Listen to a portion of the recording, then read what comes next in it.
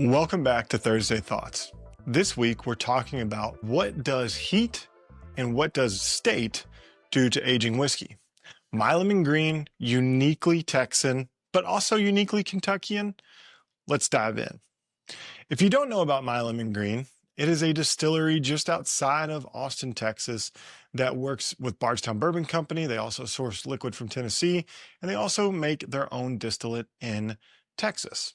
What they have done is they've aged barrels in different locations, or they bring barrels from Kentucky that they've distilled at Bardstown Bourbon Company and other places and bring them there to age, and they create unique products. And the team there, Heather Green and everyone else around the organization, has made a lot of really good whiskey. And we've had Heather on and we've talked a lot about the brand, but now it's time to talk about what they're doing and why it's so unique. There's not many brands that have two brand homes, for lack of better terms, like they do. So tonight we're going to talk a little bit about the answer. So we got Kentucky aged and we have Texas aged. Now, which one's going to be better? Simply put, we know that the Kentucky is going to be better because that's what we've all been told. Most bourbon comes from Kentucky, and that the climate here, the water here, and everything here is just perfect for making bourbon. But is that truly the answer? Let's find out. First, we'll go with the tried and true Kentucky, 54% alcohol by volume, or 108 proof. We're not going to get into the small details here. We're going to pour this into our nice Glencairn, let that sit for a second and open up. And then we're going to go here to the same program, Texas. It's going to be a little bit warmer, right? So this is going to be 58.6. So, this is 116, 117 proof. What I always find interesting too is as long as these barrels aged at least 1 year in Kentucky, it can still be called Kentucky straight bourbon whiskey. I find that to be interesting. Another brand that could do that would be like Never Say Die. And they can use that bourbon term when they distill and leave bourbon barrels in Scotland, right? So just interesting. So, this will be my first drink of the night. And I would always have to say thank you to Big Thirst and the team for allowing us to sample these products and give you all our thoughts on what the proper answer is. So this is, traditional Kentucky to me on the nose right out of the gate. It's got a little bit of vanilla, caramel. There's some nuttiness there, which I like. I like some nuttiness in my bourbon.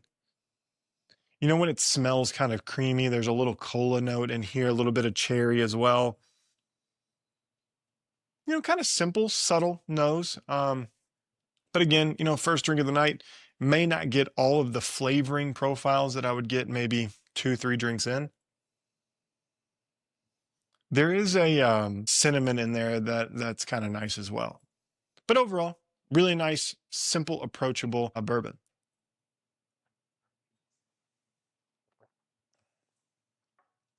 So a couple things here on the taste. A little bit of grassiness there. Not a bad thing, but it's got that natural nature feel, taste, flavor profile. It's got some lemon, black tea there, very herbal forward, but that pop of citrus in there is really nice towards the back. A little drying on the palate. Overall, this is nice, but I wouldn't say traditional Kentucky to me. It does have a overall good flair. We'll come back to that. We'll see what's going on. But now we're going to bump it up a couple proof points, a lot of proof points actually, and head to Texas and see what this distillate tastes like when it's aged in Texas. So on the nose, it's a little bit more citrusy, a little more fruity. That vanilla cinnamon note there is kind of like a waffle cone almost on the nose. A little bit of red hot or cherry in there. Nice.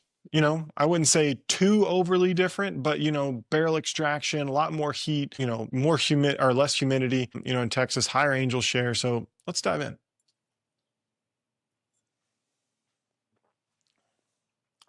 So interestingly enough, the note that pulls through on both of these is that herbal grassy note. I love that. I love the fact that we're getting a same baseline note. Sometimes you get these barrels that come from all these different places, even in the same rick house, and you're like, why is that so uniquely different?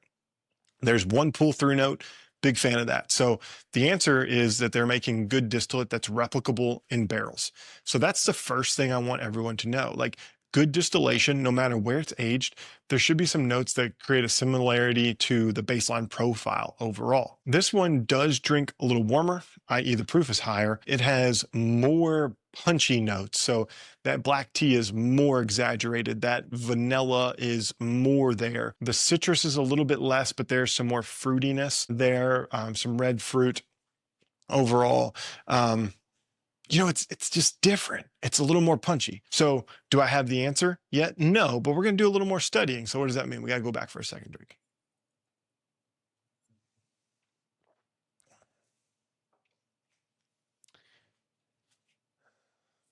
I want to say Kentucky all the time because, Kentucky is great, but I really like the extra oomph that this gives from the Texas. But studying's not over. We're not ready for the exam yet. I don't have the answer just yet either.